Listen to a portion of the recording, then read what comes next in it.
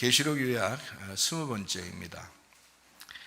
계시록은 1장 예수 그리스도의 계시라, 예수 그리스도께서 열어주시는 그런 책이라는 얘기고요. 2장 3장 7교회 7등잔대에 대한 이야기입니다. 보다 이기는 자는 이런 보상을 해주신다, 그런 말이 있고, 그리고 성령의 교회들에게 하시는 말씀을 귀 있는 자들은 들을지어다 라고 말씀하고 있습니다. 4장 5장 내생물 24장로 하늘 예배에 대한 얘기죠. 6장부터 9장에는 7인 7나팔, 11장에는 두 증인 두 감람나무 두 등잔대에 대한 이야기입니다. 14장에는 14만 4천 명 순결한 신부에 대해서 나오고, 16장부터 18장 7대접 음료 짐승 심판에 대해서 나옵니다. 19장에 어린 양의 혼인잔치 8절에 세마포 준비에 대해서 나오고, 20장에 영원의 첫째보다 동참하고 생명체에 기록된다 되어 있습니다. 21장 22장 새 예루살렘 생명나무 진음의 기다림, 아멘, 이렇게 되어 있는 책입니다.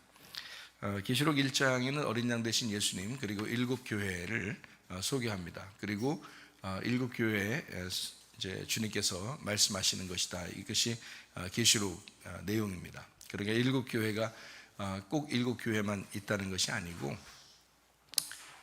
이제 지구상의 모든 교회를 7으로, 예수님의 교회로 이렇게 지칭을 해서 이야기하는 그런 내용이죠. 그래서 2장 3장에는 7교회 7등잔대에 대한 이야기가 나오는데, 그것이 바로 우리의 마음 안에 7개의 그 특성을 가지고 있는, 또 우리 교회 안에 7개의 특성을 가지고 있는, 그리고 어떤 교회에서 모든 교회를 7개로 나누어서 7개의 특성을 가지고 있다. 그리고 시대별로 이제 7개의 특성을 가지고 내려왔다라는 그런 내용으로 우리가 성경을 볼 수가 있죠.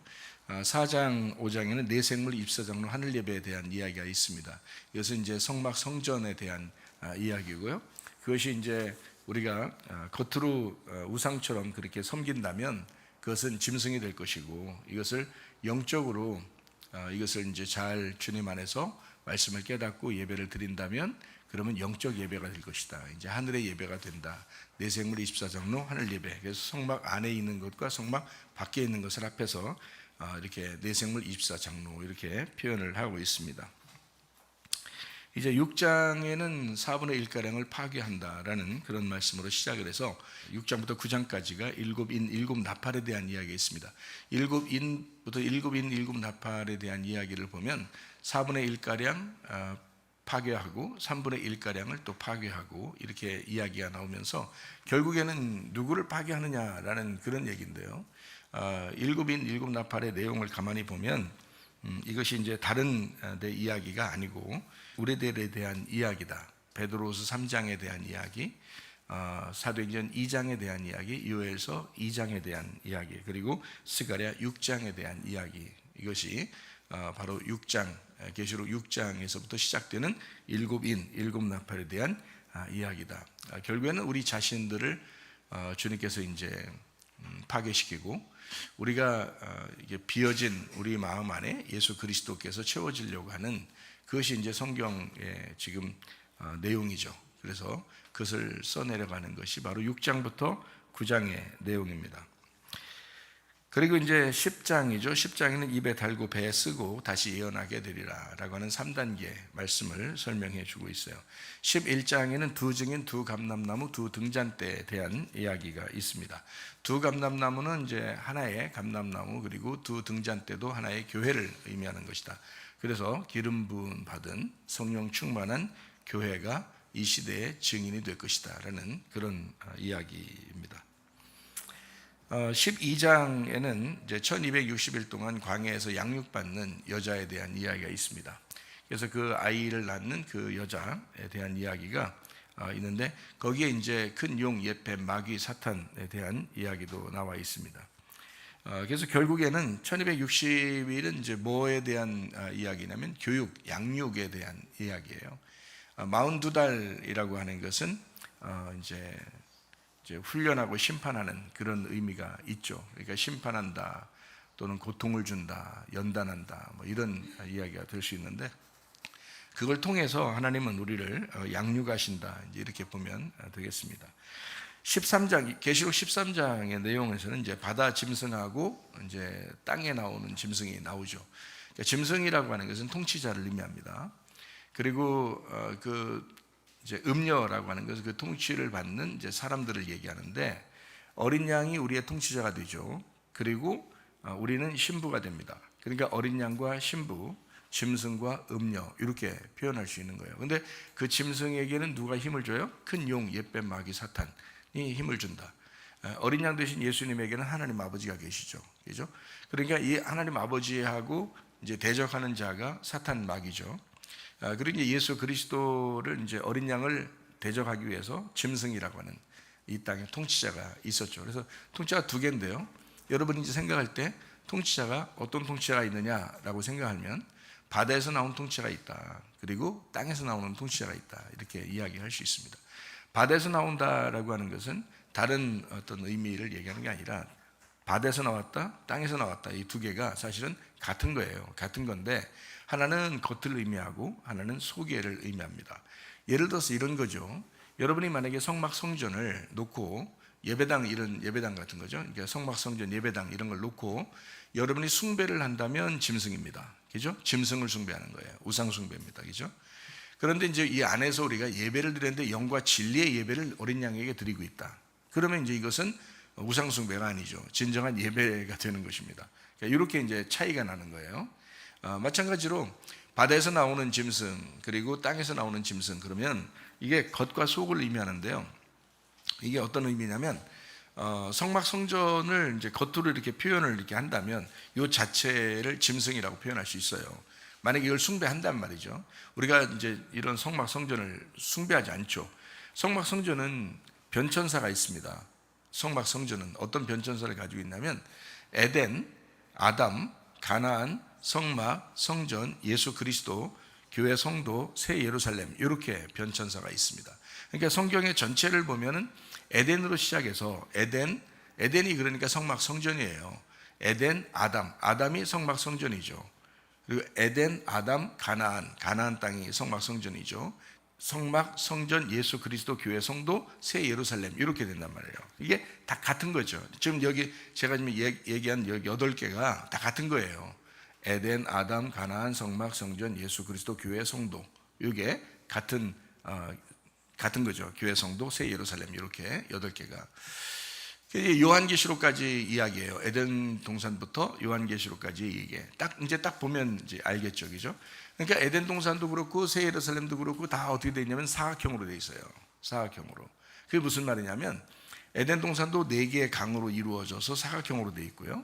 새 예루살렘도 사각형으로 이루어졌습니다. 그러니까 이렇게 사각형으로 이루어진 이 새 예루살렘 그리고 에덴 동산부터 시작한 이 모든 내용들이 다 사각형이잖아요. 그러면 사각형을 우리는 어때요? 발 4개라고 볼 수 있죠. 발 4개로 되어 있다. 이렇게 그 발 4개가 뭐예요? 짐승이라고 그래요. 발 2개로 서 있는 것을 사람이라고 그러고요. 그죠? 그러니까 사람도 짐승하고 같이 태어났어요. 그러니까 이게 사람도 짐승하고 같이 태어나서 잘못하면 우리가 짐승처럼 살 수가 있습니다. 근데 참 사람 되신 분이 예수님밖에 없어요. 그래서 우리가 예수님 닮아가자라고 얘기하는 거지, 교회 와서. 그죠? 잘못하면 짐승처럼 산단 말이죠. 이게 발 4개 가진 걸 짐승이라고 그래요. 그래서 우리가 영적으로 보면은 생물이라고 그러고요. 이거를 겉으로 이제 우상처럼 이 겉에 모습을 본다면 이건 짐승이라 이렇게 보는 거예요. 그러니까 성막 성전이 이렇게 있어요. 그 안에서 일하는 사람도 있을 거 아닙니까? 그죠? 그러니까 성막 성전이 있어요. 바다에서 나온 짐승. 뜰, 성소, 지성소. 그게 바다에서 나와서 바다에서 나오면 첫 번째가 뜰, 두 번째가 성소, 세 번째가 지성소가 된단 말이에요. 바다, 뜰, 성소, 지성소 이렇게 되는 거죠. 근데 이제 이 안에서 일하는 사람들 있잖아요. 그게 이제 이 땅에서 일하는 짐승이란 말이죠. 그러니까 자, 우리가 땅에서 일하는 하나님의 땅 안에서 우리가 일을 한다면 우리가 주님의 종, 주님의 아들로서 우리가 일을 해야 되는 마땅한 거잖아요. 그런데 예수 그리스도가 우리를 위해서 밭을 갈고 이렇게 일하시고 농부로서 일하시고 이렇게 할 수 있잖아요. 그런데 우리가 만약에 우리 힘으로 우리가 노력한다면 어떻게 돼요? 이거는 짐승의 노력이라는 거죠. 그러니까 이게 바다의 짐승이 있고 땅의 짐승이 있다. 잘못하면 우리가 사람의 숫자, 짐승의 숫자인 사람의 숫자를 따라서 살아갈 수 있다는 거죠. 그게 계시록 13장에 대한 내용입니다. 그러니까 666으로 살아갈 수 있다는 거죠. 그래서 666을 쉽게 얘기해서 6으로 태어나서 6으로 살다가 6으로 간다. 이게 666이라는 이게 횟적이죠. 그러니까 666이라는 것은 다른 게 아니고 너 자신을 얘기하는 거야. 사람의 숫자야. 그리고 짐승. 그러니까 이 세상에서 가장 통치자가 누구야? 생각해봐요. 짐승의 숫자, 사람의 숫자. 가장 이 세상에서 통치자가 누구예요? 너라고. 이 세상에서 다른 사람도 아니고 바로 네가 너를 통치한다고요. 아니 성경에 네가 너를 통치하라고 해서 예수님이 나를 통치하시게 해야 된다 그래서 예수님이 나를 통치하시게 해야 된다 그랬지. 네가 너를 통치하면 그게 짐승이라고. 그게 짐승의 숫자로 살아가는 거라고요. 근데 예수님이 나를 통치하시면 어떻게 돼요? 사람이 참 사람이신 예수님이 나를 통치하신다. 진정한 나의 왕이 되신다. 나의 주님이 되신다. 그래서 예수님을 주인이라고 고백할 때 우리가 예수님을 믿는 거라고 했잖아요. 그럼 주인이라고 고백하지 않고 네가 스스로 주인이 돼서 네가 스스로 왕이 돼서 네가 스스로 통치하게 된다. 그럼 넌 짐승이죠. 그러니까 짐승과 사람 차이에는요, 여기 아주 백지장 차이예요. 짐승이 될 수 있느냐, 사람이 돼서 살아가느냐. 이건 딱 백지장 차이예요. 지금 누가 너를 통치하느냐라는 거죠.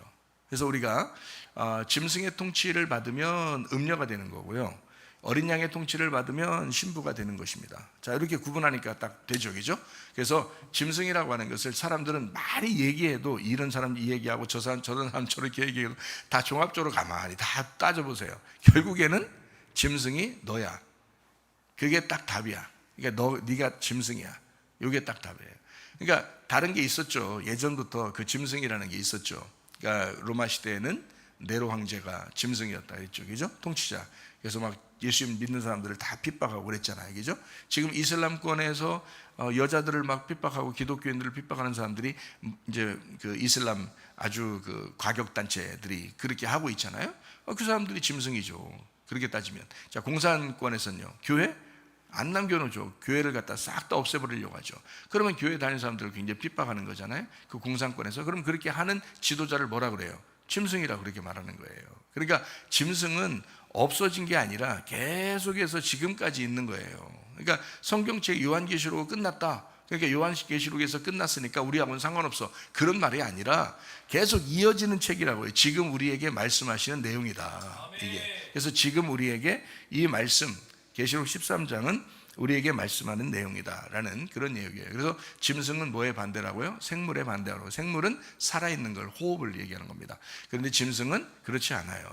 그러니까 이 땅에서 사는 것을 의미하는 거죠. 그래서 땅을 위해서 살아가는 짐승, 처음 짐승, 나중에 짐승, 이게 칼에 상하였다가 낫은 짐승을 해서 우상을 만들어라. 그러니까 결국 뭐예요? 뭘 섬기라고 주장하죠? 땅의 짐승이 처음 나온 짐승의 우상을 섬겨라, 이렇게 말하잖아요. 그러니까 그게 뭐냐면 결국에는 뭐냐면요, 건물 좋은 거 따라가라, 그런 말이고, 돈 따라가라, 그런 말이고, 남편 따라가라, 그 말이고, 아내 따라가라, 그 말이고요, 겉에 보이는 거 따라가라, 그거예요. 그게 짐승이라고. 알겠어요? 겉의 모습을 따라가냐, 다 우상 만들어라는 거야. 다 우상 만들어라는 거야. 돈 따라가, 남편 따라가고, 아내 따라가고, 자식 따라가고, 그렇게 따라가. 보이는 거 따라가라. 이게 우상 숭배입니다. 그러니까 결국에는 짐승은 그쪽으로 인도한다는 거죠. 결국 그렇게 인도하는 거, 그걸 짐승의 가르침이다, 이렇게 볼 수 있습니다. 그렇게 따라가면 어떻게 된다고요? 음녀가 된다, 이렇게 말하는 거고, 보이지 않는 새 예루살렘 안에 있는 어린 양 되신 예수님이 성전이 되셔서 우리가 겉의 모습이 있는 어떤 건물을 따라가고, 돈을 따라가고, 뭐 남편을 따라가고, 아내를 따라가고, 뭐 겉에 이런 걸 따라가는 게 아니라 진짜 보이지 않는 정말 예수 그리스도 어린 양 되신 예수님을 따라간다. 속에 있는 걸 따라간다. 영을 따라간다. 그런 거죠. 그러면 진짜 예배자가 되는 거죠. 그러니까 그 사람들은 신부가 된다. 어린 양을 따라가니까 신부가 된다, 이렇게 하는 것입니다. 그래서 신부는 어때요? 색깔이 있어요, 없어요? 색깔 없어요.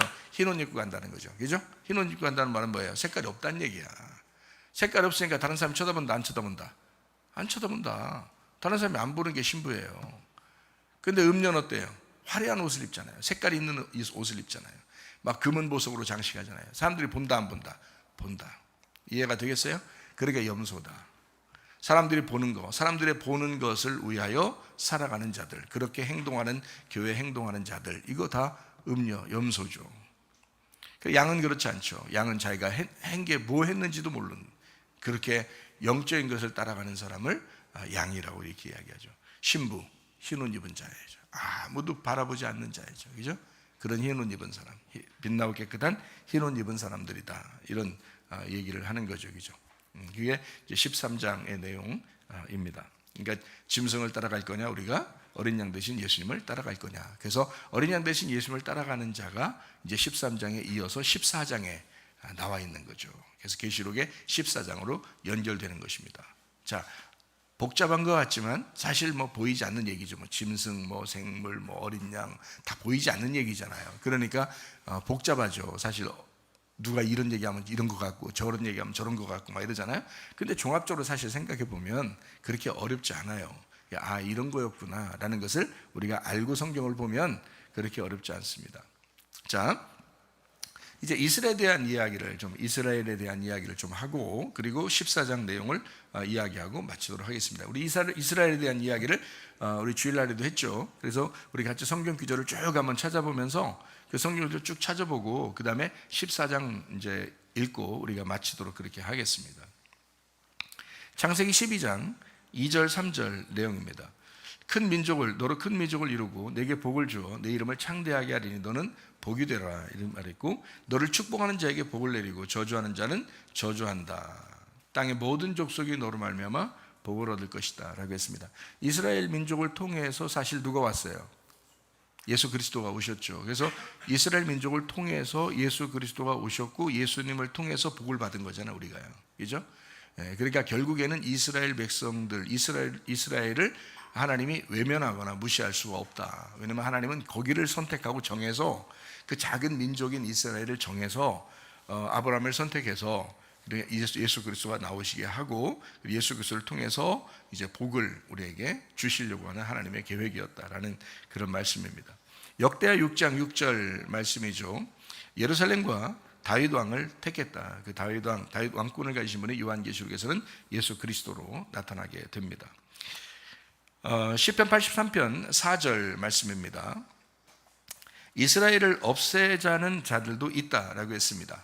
예를 들어서 테러하는 사람들 있죠. 하마스 테러라든지 뭐 이란 핵 개발이라든지 뭐 이런 사람들이 있다 그랬어요. 시편 122편 6절 말씀입니다. 우리의 기도가 어때야 되나? 평화를 위해서 기도해야 된다. 이스라엘만 잘했다는 것이 아니고 이스라엘 안에 있는 평화를 위해서 너희가 기도했나? 왜? 이스라엘이 평화니까, 예루살렘이 평화니까 그 평화를 위해서 기도하면 그 예루살렘이라는 평화가 네 안에 올 것이다 하는 거죠. 평화가 오면 뭐가 대단하냐? 그 말은 예수 그리스도가 부활하면 평화를 주게 돼 있어요. 그래서 그 평화를 주는 것이 축복이에요. 그러니까 평화라고 하는 건 연합이라는 뜻이고요, 완전하게 되었다 이런 의미거든요. 그러니까 평화가 예루살렘입니다. 예루살렘을 통해서 평화가 우리에게 온다라는 그런 말씀입니다. 그래서 우리는 예루살렘의 평화를 위해서 기도해야 된다. 이제 이런 이야기를 하죠. 이스라엘만 잘했다는 얘기가 아니라고 했어요. 그죠? 그 말이 아니라 예루살렘을 위하여 평화를 위해 기도하라고 했으니까 기도하는 자에게는 평화가 올 것이다 이런 말입니다. 에스겔 38장 1절부터 6절까지 말씀에 보니까 여호와의 말씀이 임한다. 너는 마옥 땅에 있는 로스 메색 두발왕 곡에게 얼굴을 향하고 그에게 예언하여, 주님께서 말씀하신 로스와 메색 두발왕 고가 내가 너를 대적한다. 갈고리로 네 아가리를 꿰고 말과 기마병 온 군대를 끌어내되 완전한 갑옷을 입고 큰 방패와 작은 방패를 가지며 칼을 잡은 큰 무리 함께한 바사 구스 붓 그리고 고멜 모든 때 북쪽 끝에 도발마 족속 모든 때 곧 많은 백성의 무리를 너와 함께 끌어낼 것이다 라고 전쟁을 이제 선포하게 한다. 그러니까 전쟁 안 할 수 없도록 만들어 놓는다는 거죠. 하나님이 마지막 때가 되면 전쟁을 하도록 끌어낼 것이다 라는 그런 얘기죠. 마지막 때가 되면 어차피 전쟁, 기근, 지진, 뭐 난리, 소문 뭐 이런 것들이 나게 돼 있거든요. 그게 마지막 때의 사인이에요. 그래서 사인을 줘야 뭘 주님이 오신다는 거, 뭐 마지막 종말이 온다는 거, 뭐 이런 걸 알 거 아니에요. 그러니까 사인을 주게 돼 있어요. 그래서 그 사인 중에 하나가 바로 전쟁입니다. 그러니까 전쟁은 어느 나라를 통해서 전쟁이 일어나느냐라고 하는 것을 볼 때 특별히 러시아 그리고 이란 나라를 주목해야 된다. 그러면 우리가 알게 될 것이다라는 그런 말씀이죠. 자, 우리 이제 에스겔 38장 16절 말씀도 보니까 구름이 땅을 덮음 같이 내 백성 이스라엘을 치러 오리라. 고가 끝날에 내가 너를 이끌어다가 내 땅을 치게 하리니 이는 내가 너로 말미암아 이방 사람의 눈앞에서 내 거룩함을 나타내어 그들이 다 나를 알게 하려 함이라라고 되어 있습니다. 끝날에 이렇게 전쟁하게 만든다라고 했고요. 에스겔 38장 23절 말씀에 여러 나라의 눈에 내 위대함과 내 거룩함을 나타내어 나를 알게 하리니 내가 여호와인 줄을 그들이 알게 될 것이다 라고 했습니다. 하나님을 알게 하는 전쟁이다라는 그런 말이죠. 그래서 에스겔 38장을 여러분이 좀 읽어보면 좀 이해할 것입니다. 에스겔 38장은 왜 그렇게 읽어보는가 하면 그것도 이스라엘 백성들에게 향한 하나님의 메시지예요. 그래서 이 메시지를 우리가 이제 통해서 볼 때 하나님의 그 역사가 이렇게 이루어진다라는 것을 알 수 있죠. 그래서 그걸 잘 읽어보면 될 것이다. 그러니까 우리는 신약을 많이 보지만 이스라엘 백성들은 신약이 없잖아요. 구약만 본다고요. 그래서 구약만 보는 사람들도 에스겔 38장을 통해서 마지막 때가 되면 이렇게 전쟁이 일어난다라는 것을 알게 된다고요. 이 사람들도. 스가랴 12장 3절 4절 말씀입니다. 그날에 내가 예루살렘의 모든 민족에게 무거운 돌이 되게 한다라고 했습니다. 무거운 돌이 되게 한다. 그러나 유다는 이제 돌본다라고 이제 되어 있습니다. 왜냐하면 만천하 만국이 다 이제 치러 오지만 그러나 유다는 돌보게 된다라는 그런 말씀을 이제 하고 있습니다. 하나님의 시간표가 어디에 있다는 거예요? 그러니까 이스라엘에 있다는 겁니다. 하나님의 시간표. 그러니까 결국 우리는 이스라엘을 주목할 수밖에 없어요. 그러니까 이스라엘을 주목하고 대한민국을 주목하면 딱 세상 돌아가는 것을 알 수가 있다라는 그런 말입니다.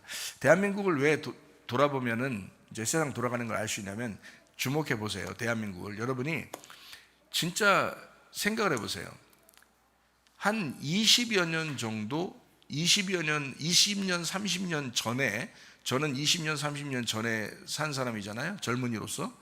그때도 젊은이로서 산 사람이잖아요. 지금도 젊지만 환갑 먹은 젊은 사람이지만 그때는 더 젊은 사람일 거 아닙니까? 근데 그때의 그 사람들의 그 생각 그리고 살아가는 그 습성, 사람들의 어떤 생활하는 그런 거 하고요. 지금의 생활하는 건 완전히 달라졌어요. 교회 생활도 완전히 달라졌어요. 그리고 사람들의 생각도 완전히 달라졌어요. 그리고 특별히 핸드폰, 이거 그 모바일 그 핸드폰 있잖아요. 이게 들어오면서부터 세상이 확 바뀌었어요. 이게 들어오면 원래 세상 바뀐다고 우리 그때도 그런 얘기 했었거든요. 그런 핸드폰이 들어오는 시대인데 그때 되면 세상이 확 바뀐다고 그러더니 진짜 지금 확 바뀌어 버렸어요. 엄청나게 바뀌었습니다. 사람들 진짜 성경에 나오는 악의 무리들, 그러니까 악한 것들이 성경에 나오는 악한 것들이 지금 다 하고 있어요. 근데 그게 대한민국에서 굉장히 심하게 하고 있다는 겁니다. 불과 한 30년, 20년 정도밖에 안 되는데 20년, 30년 안에 이 일이 엄청나게 일어나고 있다. 왜 그럴까? 하나님의 시간표입니다. 하나님의 시간표. 종말이 다가오면 이런 일이 벌어지게 된다는 걸 다른 나라를 다 돌아보는 게 아니라 샘플된 나라만 딱 보면 되거든요. 샘플된 나라만 딱 보면 되는데 서쪽에서는 이스라엘이 샘플된 나라고 동쪽에서는 대한민국이 샘플된 나라입니다. 그래서 세계의 주목이 딱 여기에 보면 딱 알아요. 그러니까 대한민국의 생활을 딱 보면 세상에 지금 얼마나 어지러운지를 금방 알 수 있고요. 이스라엘을 보면 세상의 어지러움을 금방 알 수 있습니다. 이게 시간표예요. 하나님의 시간표. 그러니까 주목해 보아야 된다는 그런 말입니다. 자, 스가랴 14장 4절 말씀입니다. 하나님의 통치가 있는 도시 감람산 예루살렘이다 라고 되어 있고요. 스가랴 14장 9절 말씀, 주님이 홀로 왕이 되신다라고 되어 있습니다. 마태복음 24장 6절 말씀이요, 난리 이런 난리가 없다라고 했습니다. 마지막 징조입니다. 그러니까 난리 이런 난리가 없는 것이 계속해서 앞으로 일어나게 되는데, 제가 볼 때는 지금 현재 우리가 지금 예배드리고 있는 지금부터 약 20년 30년 그 안에 모든 것이 다 이루어지고 있었다. 앞으로는 더하면 더했지 덜하진 않을 것이다 라는 그런 사인입니다. 마지막 징조예요. 이거 알면서도, 성경을 보는 사람들이 성경을 알면서도 대충 그냥 정신없이 산다? 이건 진짜 안 될 말씀 같아요. 이건 안 될 말씀입니다. 정신 똑바로 차리셔야 합니다. 이거 믿음을 굳게 지키셔야 돼요. 그래서 누가복음 21장 19절 말씀입니다. 너희의 인내로 너희 영혼을 얻게 될 것이다 라고 했습니다. 왜 우리가 그냥 구원받으면 끝나면 되지 왜 인내하라고 그럴까요? 인내함으로 너희 영혼이 구원받기 때문에 그렇다. 그러니까 인내가 필요한 거죠. 인내가 필요한 거죠. 그러니까 믿음에는 반드시 인내가 필요하다. 끝까지 가야 되니까. 우리 영혼의 구원은 죽을 때까지니까. 그러니까 인내가 반드시 필요하다라는 그런 말씀입니다. 누가복음 21장 20절 말씀 바로 이어서 뭐라고 되어 있냐면 예루살렘이 군대에 포위되면 멸망한다라고 되어 있습니다. AD 70년에 이루어졌는데 계속해서 지금도 이 주변 국가들에 의해서 이스라엘이 포위당하고 있습니다. 위협당하고 있죠. 자, 누가복음 21장 24절 말씀입니다. 이방인의 때가 차기까지 이방인에게 밟히게 된다라고 이야기했고 실제로 이방인들이 예루살렘, 이스라엘을 다스리고 있었습니다. 그리고 독립할 때까지요 다스리고 있다가 이제 독립을 했거든요. 독립하고 난 다음에 이제 바로 6.1 전쟁 같은 거 해도 하나님께서 기적적으로 역사해서 이제 이스라엘을 보호하시고 지키셨다라는 게 지금까지도 그렇습니다. 앞으로도 계속 전쟁이 있겠지만 하나님은 이스라엘을 보호하게 될 것이다라는 그런 말씀입니다. 누가복음 21장 27절 말씀입니다. 자, 그때 사람들이 인자가 구름을 타고 능력과 큰 영광으로 오는 것을 보게 될 것이다. 자, 이 모든 일들이 막 일어나는데 주님께서 구름 타고 오신다라는 그런 말씀을 하고 있습니다. 뭐 천사들과 함께 오신다 그런 말씀이 되겠죠. 누가복음 21장 34절부터 36절까지 말씀입니다. 너희는 스스로 조심하라. 그렇지 않으면 방탕함과 술 취함과 생활의 염려로 마음이 둔하여지고 뜻밖의 그날이 덫과 같이 너희에게 임하게 될 것이다. 이날은 온 지구상에 거하는 모든 사람에게 임하리라. 이러므로 너희는 장차 올 이 모든 일을 능히 피하고 인자 앞에 서도록 항상 기도하며 깨어있으라 하시니라. 이렇게 되어 있습니다. 그러니까 성경을 우리가 가만히 생각해 보세요. 이런 날이 온 지구상에 벌어진대요. 야, 너희들 정신 차려야 돼. 이렇게 얘기하잖아요. 그러면 AD 70년에도 그런 일이 일어났고 그 다음에 지금도 계속해서 일어나고 있어요. 그리고 마지막 때가 되면 이제 한번 마지막 엄청난 일이 벌어지게 된대요. 그리고 주님은 이제 뭐 우리를 부르시러 이제 오신다. 뭐 이런 얘기도 성경에 나와 있거든요. 그러면 우리가 정신 차리는 것은 당연하다. 정신 차려야 되는 것은 당연하다. 이런 말입니다. 정신 차리고 기도하다가 주님 만나시기를 바랍니다. 자, 요한복음 14장 27절 말씀입니다. 평안을 너희에게 끼치노니 나의 평안을 너희에게 준다. 내가 너희에게 주는 것은 세상의 평안이 아니다. 너는 마음에 근심하지도 말고 두려워하지 마라. 주님의 평안은 세상과 다르다. 이렇게 말씀했습니다. 그러니까 주님의 평안이 우리 안에 있어야 되겠죠. 세상이 혼란할수록 주님의 평안이 우리 안에 있어야 됩니다. 여러분 마음이 평안하십니까? 그냥 넋놓고 있는 거 이런 말 말고요. 넋놓고 있으니까 좀 이렇게 그렇다는 게 아니라 평안하냐 이 말이에요. 주님의 평안이 있느냐, 주님과 하나가 되었느냐, 주님과 연합했느냐, 주님과 하나가 되었느냐 이제 이런 말씀입니다. 요한복음 15장 18절 말씀입니다. 세상이 너희를 미워하면 너희보다 먼저 나를 미워한 줄을 알아라. 이거 주님께서 제자들에게 하시는 말씀이잖아요. 그러니까 이스라엘 백성들, 먼저는 이스라엘 백성들을 얘기하는 거고 이스라엘 백성들을 하나님께서 이제 말씀하시는 거죠. 두 번째는 이제 교회를 의미하는 얘기죠. 그래서 이스라엘 백성들을 미워하면 하나님을 미워하는 것이 되는 거고 교회를 미워하게 되면 예수님을 미워하게 되는 것이다. 이제 이런 의미가 되는 것입니다. 실제로 지금 교회를 미워하는 사람들이 참 많죠. 교회를 뭐 칭찬하고 이런 사람보다 교회를 미워하고 싫어하는 사람들이 꽤 많아졌습니다. 왜 그럴까요? 미디어가 그렇게 만들었습니다. 사람들이 그 방송이 그런 걸 만들었어요.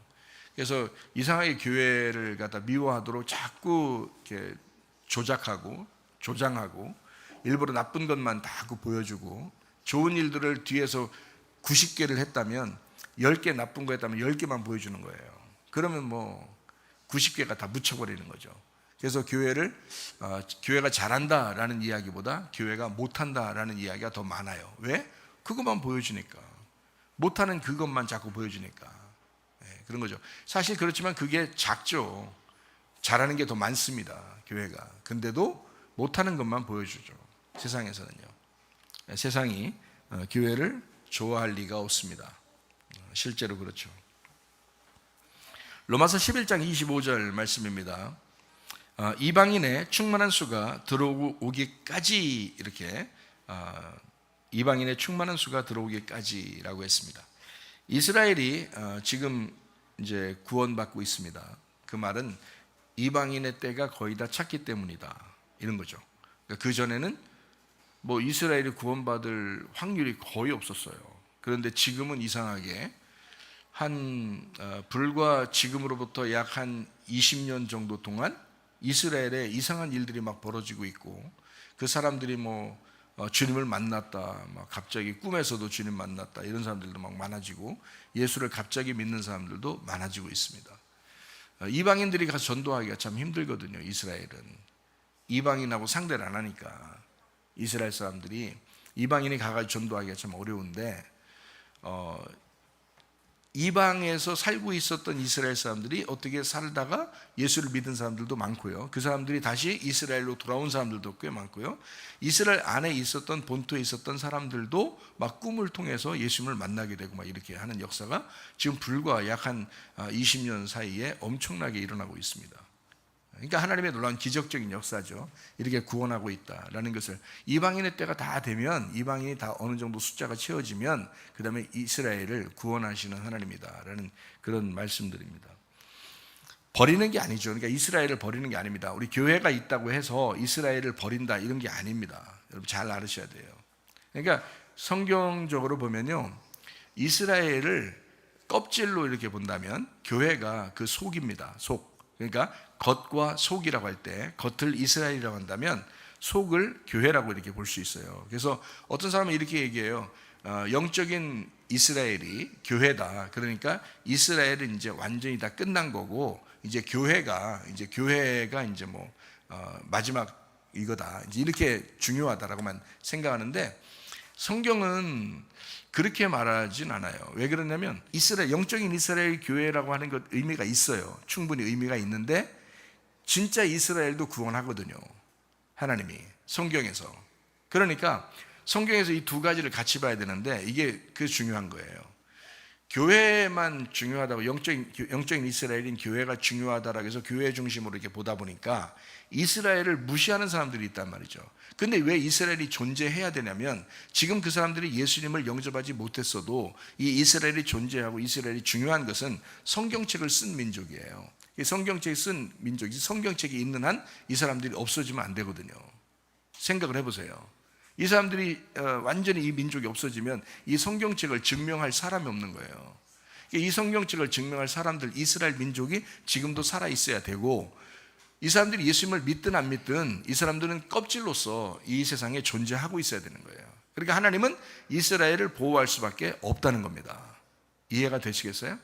그러나 그 속에는, 겉과 속이 있을 때 그 속은 음부의 권세가 이기지 못하는 교회예요. 그러니까 영적 이스라엘이라고 부르는 그 교회, 이것이 중심인 것은 맞아요. 그런데 이것이 내적인 거라면 이스라엘, 진짜 지금 이스라엘 예루살렘이 외적인 것입니다. 그러니까 사람이 수박을 이렇게 놓고 올 때 수박 껍질 다 까놓고 여기 속에 빨간하잖아요. 그 빨간한 거 그것만 들고 다니는 사람 있어요? 아니죠. 수박을 같이 들고 다니잖아요. 그래서 먹을 때는 껍질을 까고 속에 있는 걸 먹는 거잖아요. 그죠? 그러니까 겉에 하고 속이 같이 있는 거잖아요. 계란을 이렇게, 계란 까도 속에 있는 거 막 흘러내려서 이렇게 그릇에 받고서 프라이팬에다 프라이 해먹고 그러죠. 그죠? 근데 이 속을 우리가 속에만 가지고 계란이다, 그렇지 않잖아요. 계란 2개만 가져와봐, 이렇게 하면 껍질 이렇게 쌓여있는 그 계란을 가져올 거 아니에요. 그러니까 그 자체가 계란이란 말이에요. 그렇게 그 껍질이 있는 그것이 수박인 거고요. 생각해 보세요. 그러니까 이스라엘이 존재하면서 그 속에 우리가 교회가 있다는 거지. 그 얘기가 성경이고, 그러니까 성경에서 제가 이제 여러분에게 이야기하는 것은 교회가 중요하다고 해서 이스라엘을 무시하거나, 또는 이스라엘이 너무 중요하다고 해서 교회를 무시하거나 해서는 안 된다는 거죠. 이게 외적인 것과 내적인 것이 같이 있어야 된다는 겁니다. 그래서 이스라엘도 존재해야 되고 교회도 같이 존재해야 된다는 거예요. 그러니까 하나님은 이스라엘을 보호할 수밖에 없고 교회를 보호할 수밖에 없다. 그래서 이 두 개가 같이 설명이 돼야 된다. 이렇게 저는 여러분에게 이야기하는 것입니다. 그래서 로마서 11장에도 바울이 소개하는 거예요. 자기 백성을 하나님 버리지 않는다, 구원하신다, 이런 거죠. 고린도전서 10장 11절 말씀입니다. 성경의 기록은 우리에게 거울이 되게 했고 모범이 되게 했다. 우리를 깨우쳐 주기 위해서 본보기가 되게 한 것이 성경이다라는 그런 말입니다. 그래서 이스라엘을 통해서 교회를 설명하려고 하는 주님의 마음이 있다라는 것을 우리가 볼 수 있죠. 성경을 통해서 교회가 드러나는데, 이 교회가 드러나면 이 교회가 이 땅에서 천국이죠. 새 예루살렘, 그리고 하늘나라에 올라가면 하늘의 새 예루살렘이 됩니다. 그러니까 하늘의 천국이 되는 거예요. 교회가 완성입니다. 근데 이 이스라엘을 통해서 교회가 오잖아요. 그죠? 그래서 이스라엘을 통해서 교회가 오고, 이스라엘 민족은 하나님이 유일하게 그 나라 전체를 하나님의 백성이다라고 하는 그것이 이스라엘밖에 없어요. 전 세계에서. 아무리 다른 나라가 주장해도 나라적으로는 이스라엘 나라밖에 없단 말이에요. 이해가 되죠? 그리고 자기들도 그렇게 인정해요. 자기들은 하나님의 선민이다, 하나님이 선택하신 민족이다 라고 자기들도 주장한단 말이에요. 그러니까 전 세계에서 유일하죠, 이스라엘 백성들이. 그렇죠? 그리고 교회는 하나님의 피로 사신 교회, 음부의 권세가 이기지 못하는 그리스도의 몸이다 라는 것도 유일하죠, 교회가. 그래서 이것을 두 개를 다 설명을 하고 있다라는 그런 말씀입니다. 에베소 6장 12절 말씀입니다. 우리의 싸우는 것은 악의 영들과의 싸움이다 라고 했습니다. 왜 이스라엘을 미워할까? 왜 교회를 미워할까? 라고 하는 것을 딱 보면 그 사람이 미워하는 게 아니라 그 뒤에 있는 악의 영들이 그렇게 하는 것이다. 사람을 미워하지 말고 악의 영들과의 싸움인 것을 여러분이 알고 이스라엘의 평화를 위해서 기도해야 되고요, 교회의 평화를 위해서 기도해야 합니다. 계시록 11장 2절 말씀입니다. 성전 밖 마당은 이방인에게 주었는데 42달 동안 주었다라고 했습니다. 42달 1260일 3년 반 3일 반 이렇게 되어 있는 우리 인생의 모든 여정 가운데 이제 그 역경 고난을 주도록 그렇게 42달을 허락했다라고 되어 있고요. 계시록 13장 5절 말씀에도요, 짐승이 42달 일할 권세를 가지고 있다라고 했습니다. 42달, 그러니까 이것이 고난의 숫자라고 하는 것을 우리가 알 수가 있죠. 계시록 21장 4절 말씀입니다. 모든 눈물을 그 눈에서 닦아주시니 다시는 사망이 없고 애통하는 것이나 곡하는 것이나 아픈 것이 다시 있지 아니하리니 처음 것들이 다 지나갔음이라 라고 되어 있습니다. 자, 이제 요한계시록 14장의 내용을 우리가 같이 보면서 13장의 내용은 짐승에 대한 내용이 나오잖아요. 그런데 이어서 14장에 보면 이제 어린 양 예수 그리스도의 신부에 대해서 나와 있습니다. 14만 4천 명에 대한 이야기가 14장에 나와 있잖아요. 참 하이라이트죠. 놀라운 이야기입니다. 계시록 14장 3절 4절 말씀입니다.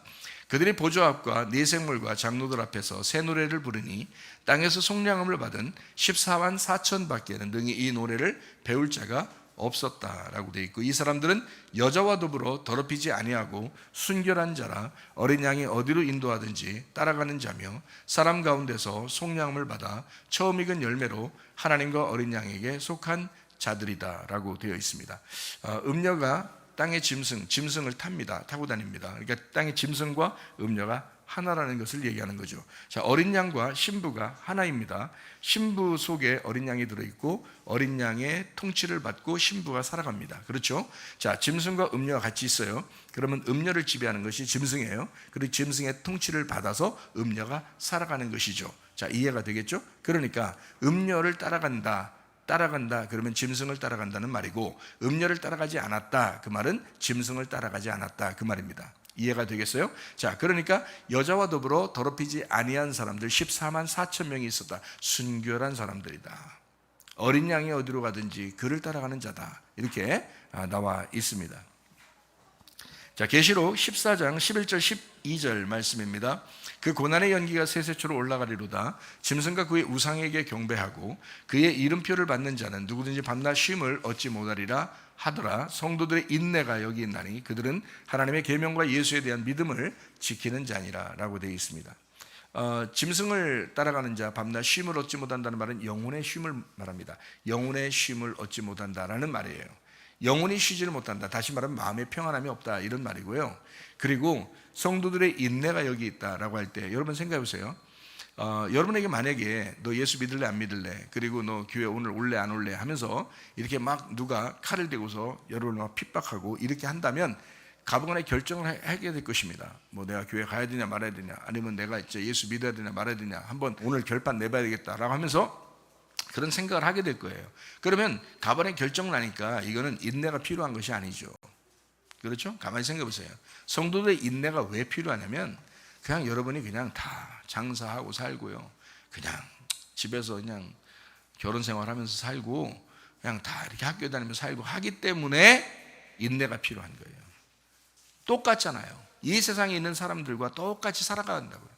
똑같이 살아가고 있는 가운데 네가 예수만 선택할 수 있냐 이거예요. 이게 똑같이 생활하는 이 가운데 예수 선택하는 게 이게 굉장한 인내라는 거예요. 성도들의 인내는 여기에 있다 이렇게 말씀합니다. 인내로 너희 영혼을 얻을 것이다 라고 되어 있을 거예요. 그러니까 우리 인내함으로 주님을 따라가는 것입니다. 성도들의 인내가 필요하다. 그러니까 겉으로 믿는 사람들이 아니고 우리는 속에 있는 보이지 않는 믿음으로 사는 사람들이잖아요. 그러니까 쉽지 않은 거예요. 그래서 인내가 필요한 거예요. 날마다 자기 자신을 돌아보지 않으면 안 되는 거예요.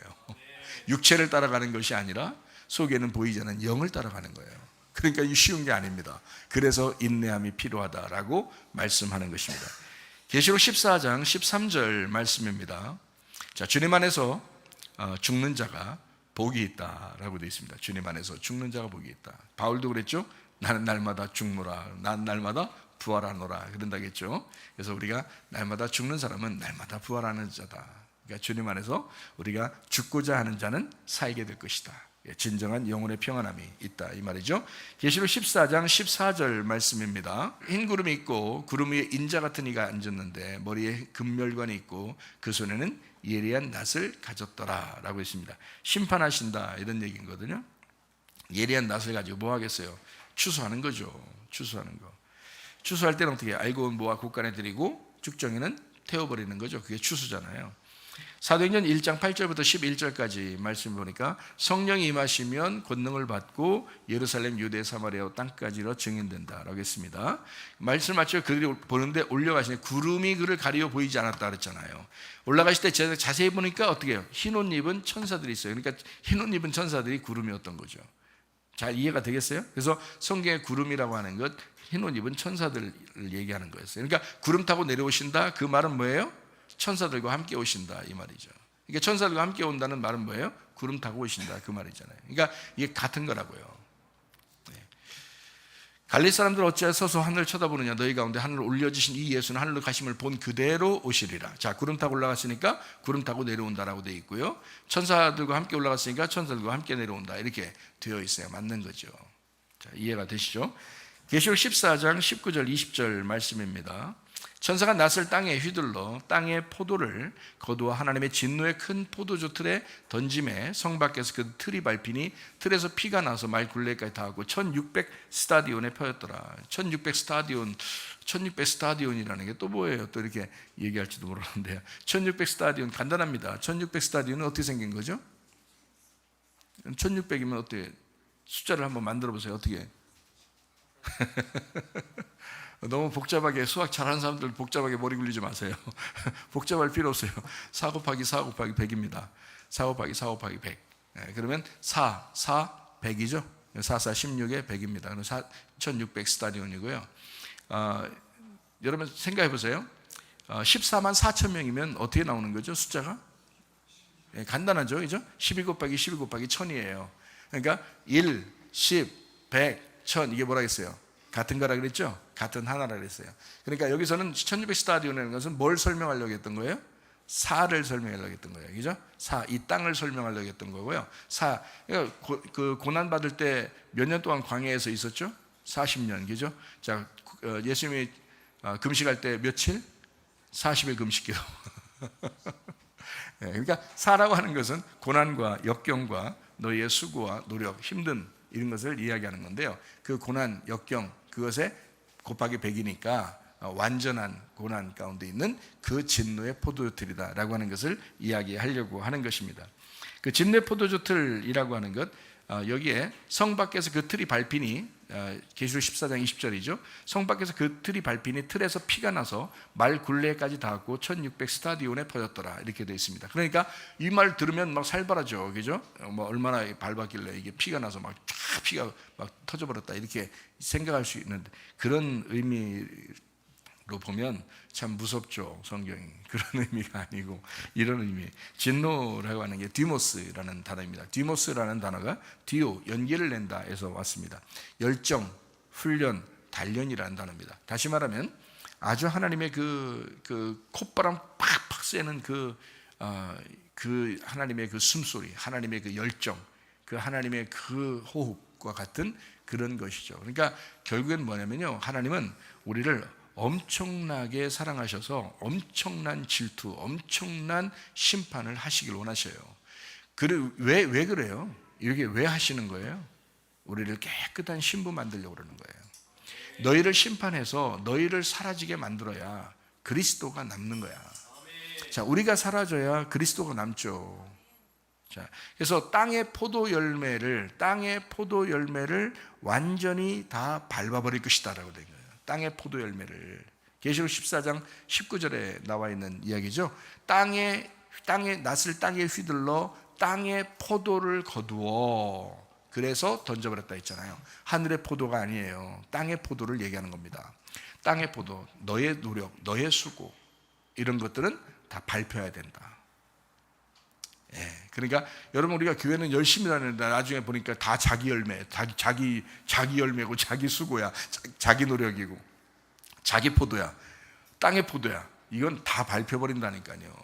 하나님의 열심으로 그것을 싹 밟아버려요. 하늘의 포도가 아니잖아요. 우리는 주님의 열매를 맺으셔야 합니다. 예, 나의 열매가 아니에요. 내 열매가 아니에요. 나는 없잖아요. 내가 그리스도와 함께 십자가 못 박혔나니 그런즉 이제 내가 산 것이 아니요 오직 내 안에 그리스도께서 사신 것이라. 이제 내가 육체 가운데 사는 것은 나를 사랑하사 나를 위하여 자기 몸 버리신 하나님의 아들의 믿음으로 살아가는 것이다 라고 말씀하는 겁니다. 내 믿음 아니고 예수 그리스도의 믿음이다 라는 것입니다.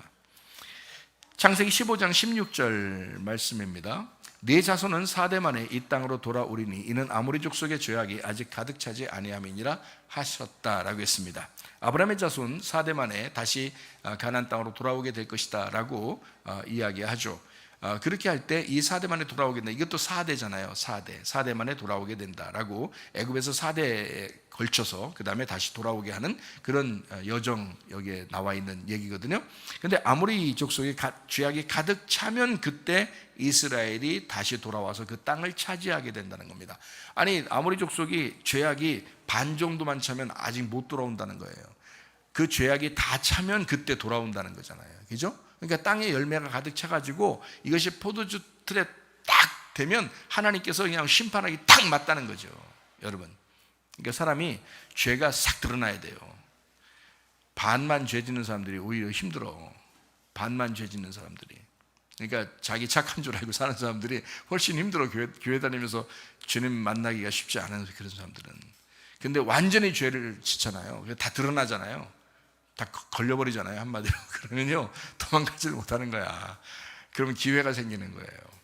그때 하나님께서 만나 주십니다. 놀라운 거죠. 자, 아모리의 죄악이 가득 차게 되면 이스라엘이 그 땅을 차지하게 된다라는 그런 말입니다. 이스라엘은 빛이고 아모리는 어둠입니다. 그래서 어둠을 빛이 와서 몰아내는 거죠. 근데 이것이 아모리의 죄악이 가득 찼을 때, 다시 말하면 다 드러났을 때 그 말입니다. 죄악이 다 드러나면 그때 주님께서 찾아오신다, 이제 그런 말씀이거든요. 이게 참 놀라운 이야기예요. 가장 어두울 때, 가장 죄인일 때 그 죄를 인식해서 회개할 수밖에 없을 때, 그때 주님이 찾아오신다는 겁니다. 여러분, 어중간한 사람 되지 말고 죄인 되려면 아예 죄인 돼서 주님에게 회개하든지 아니면 아예 진짜 주님과 동행하든지 그래야 됩니다. 어중간한 사람이 가장 힘들어요. 어중간한 사람이. 우리 교회 다니는 사람들은 주님 다 만나셔야 되거든요. 감출 수 없는 사람, 감출 수 없이 다 드러난 사람, 이런 사람들이 되어야 됩니다. 누가복음 5장에는 온몸에 나병이 있는 자가 있었어요. 예수님이 만나서 다 치료해 주시잖아요. 온몸에 나병 있는 사람은 치료해 줄 수밖에 없어요.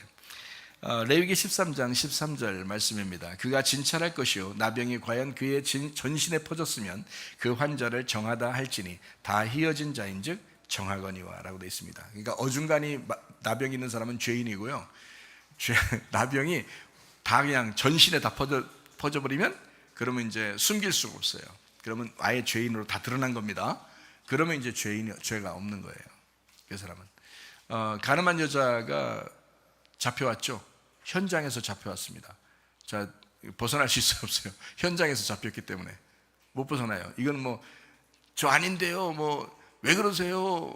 막 이러면 그러면 이제 이게 안 되는 거예요. 근데 가늠한 여자가 한마디 해야 하네요. 한마디도 못합니다. 그죠? 현장에 잡혀왔기 때문에 한마디도 못해요. 근데 예수님이 보실 때는 어떻게 보이는 거예요? 예수님 보실 때는 나병이 전신에 퍼진 거예요. 지금 현장에서 발가벗겨져서 잡혀온 거예요. 그러니까 완전히 발가벗겨졌을 때 예수님은 뭐라 그래요? 이 여자가 죄가 없는 거야. 자, 죄 없는 놈이 있으면 한번 쳐봐. 다 죄인이지? 이 여자 똑같아. 그러면 너희들이 똑같은 죄인이니까 못 치는 거잖아. 근데 지금 이 여자는 어때요? 니네들은 옷 입고 이 여자는 옷을 다 벗고 있잖아. 그러니까 내가 옷을 입혀줘야지. 그죠? 자, 너희들은 옷을 입었으니까 니네가 벗어야 내가 옷을 입혀줄 수 있고, 이 가늠한 여자는 현장에 잡혔으니까 옷을 다 벗겨놓고 있어. 그러니까 내가 옷을 입혀주기만 하면 끝나. 그렇죠? 그러니까 죄가 다 드러났다. 둘 다 죄인인데 이 여자는 죄가 드러난 여자고 밖에 있는 사람들은 죄가 안 드러났다 이 말이에요. 성경을 지킨다고 하고 율법을 지킨다고 하면서 죄가 안 드러났단 말이에요. 가늠한 여자는 죄가 다 드러났단 말이에요. 그러니까 예수님이 덮어주는 거예요. 나도 너를 정죄하지 않는다. 다 죄 용서받았다. 전신에 나병이 퍼진 겁니다. 그러면 감출 수가 없어요. 가늠한 여자가 그랬습니다. 온몸에 나병 있는 환자도 그랬습니다. 그럼 주님은 치료할 수밖에 없는 것이다. 이해가 되겠죠? 여러분, 자기를 감추려고 하지 마시고요. 주님 앞에 투명하시기를 바랍니다. 여러분 자신들이 스스로 겸손하시기를 바랍니다. 주님, 나는 죄인입니다. 내가 정말 살다 보니 주님의 말씀을 우리가 대면하면 대면할수록 내 자신이 어떠한 것을 내가 깨닫습니다. 얼마나 감사합니까?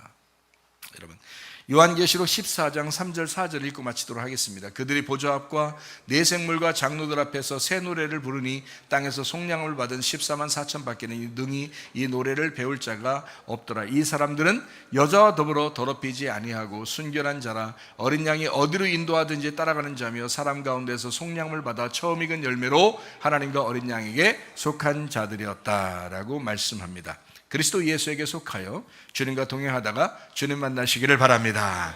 우리 한 목소리로 기도하겠습니다. 하나님 앞에 기도합니다. 하나님 앞에 기도할 때 주여, 내가 순결한 주의 신부가 되게 하옵소서. 우리 한번 기도합니다. 우리 하나님 아버지 인도하시고 사랑하심을 감사합니다. 주의 뜻대로 살다가 주님 만나게 도와주시고 우리가 순결한 주의 신부가 되어 주님과 동행하게 하옵소서. 비염은 떠나갈지어다, 아토피 떠나갈지어다, 위장병 떠나갈지어다, 어지럼증 사라질지어다, 두통은 사라질지어다, 류마티크 관점 떠나갈지어다, 어깨 통증 사라질지어다, 허리 디스크, 목 디스크 떠나갈지어다, 심장병 온전해질지어다, 각종 종양 암덩어리 떠나갈지어다, 감기 몸살 온전해질지어다, 협착증 사라질지어다, 건선피부 온전해질지어다, 이명은 사라질지어다, 자가면역질환 온전해질지어다, 식도암 사라질지어다, 유리교석 떠나갈지어다, 우울증, 불면증, 환제, 드론불안, 초조 다 떠나갈지어다, 음란, 거짓, 돌질, 미움, 욕심은 다 떠나갈지어다. 우리 하나님 아버지 그리스도 예수의 신부가 되어 순결한 주님의 신부가 되어 주님과 동행하다가 주님 만나게 하옵소서. 예수님 귀하신 이름 받들어 기도 올리옵나이다. 아멘. 주님 감사합니다. 우리 하나님 아버지 함께 하시고 사랑하심을 믿습니다. 우리 하나님 도와주옵소서.